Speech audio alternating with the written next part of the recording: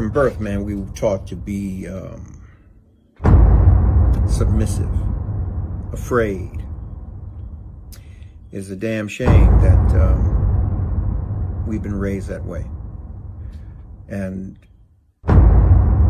you don't, through religion, which is lunacy. I don't care whether you're Episcopalian, Muslim, whatever. Pray to your God. But to be holy is a righteous act. And I'm saying that in the most serious way. We have privileges and we have been given privileges, but not the right ones. Not the right ones.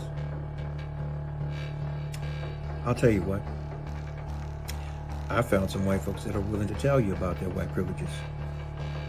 Right here. If you don't believe me, ask them.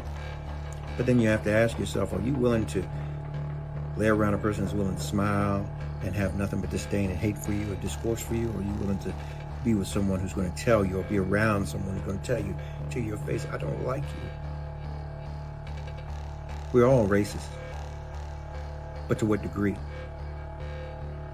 Love is love. We can coexist, but we just have to have that understanding about each other, and being that it's about dealing in truth. Why go after the messenger? Shout out to Dave Chappelle. He was so on point with his delivery that we can be engulfed in the fact that we have some people that their feelings are hurt by an expression of someone's position about the things that they're willing to indulge or engage in, as opposed to someone taking a life. Or the duality of that conversation is that both black lives didn't even matter.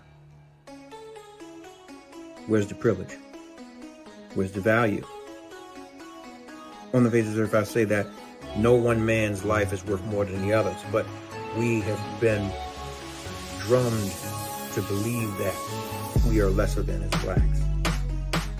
Our voices don't matter. We don't count. They want our votes, but they don't want to do anything for us. And that's just the way it's always been. Even to the one, quote unquote, skin folk we had in there who wasn't kinfolk.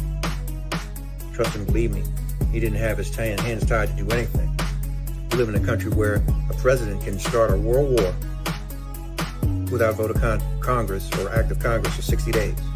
So you mean to tell me you can't do anything to fix anything in regards to reparations for this country? Yeah. Talk about our Auschwitz, our Dachau, and all those places down there in Georgia, Arkansas, Alabama, the Carolinas.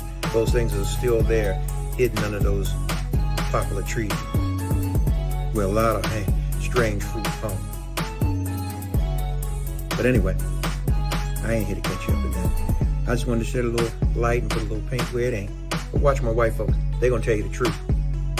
When I walk into a bank, or when I walk into anybody's neighborhood, or when I walk into anybody's store, that I'm acceptable, that I can go anywhere I want, and I'm seen as an acceptable person. And the reason I am acceptable is because I'm white. I remember when I was going to get my driver's license renewed for the first time. I really couldn't see very much without glasses. I didn't have any glasses with me. They had you go to one of these machines you look in and see like what letter it is and etc. I couldn't see any of it. I was one of the few white people there, and the guy behind the desk was this older white guy, and he just said, "Oh, don't worry about it. Go ahead." I was like, "Is he just letting everybody through?" And I saw that he wasn't, and I kind of was like, "Oh, okay." It's the ability to walk into the bank in Savannah when we were ready to build our house and borrow $100,000, and neither one of us were working. I mean, that to me, that is just so incredible that we could do that. I mean, of course we had to present, we had to give them facts and figures and all that kind of thing, but if you were a person of color and you walked in and you said, well, we're neither working and they're going to loan you $100,000, I don't think so. Oh, Simple things. I mean, from everything from the ease of getting a bank loan to knowing that I can drive just about anywhere in this city and not get stopped because of my color by the police. When I drive down the road and I get pulled over by a police officer, it's probably because either I've broken the law or I'm getting a flat tire and the police officer's going to tell me I'm getting a flat tire. Well, when I get pulled over, I don't get tickets, you know. I'm a white woman, middle class, in a minivan. I get pulled over all the time for speeding.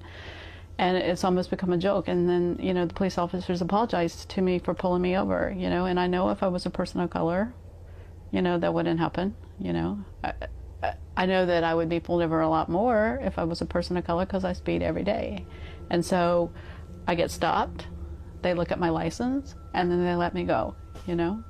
I've experienced whiteness on the 3 occasions that I've been pulled over by law enforcement driving a car. One time I ran a red light, it was turning red, right? Another time I was speeding, another time I had a headlight out. And every single time I got off with a warning. I never got a ticket for any of those things. It was privilege and whiteness, therefore, that helped get me off. And I think for the average person, it would be whiteness that would allow me not to even have to think about why. I could get away and thinking, oh, I sweet-talked my way out of that. I did, but I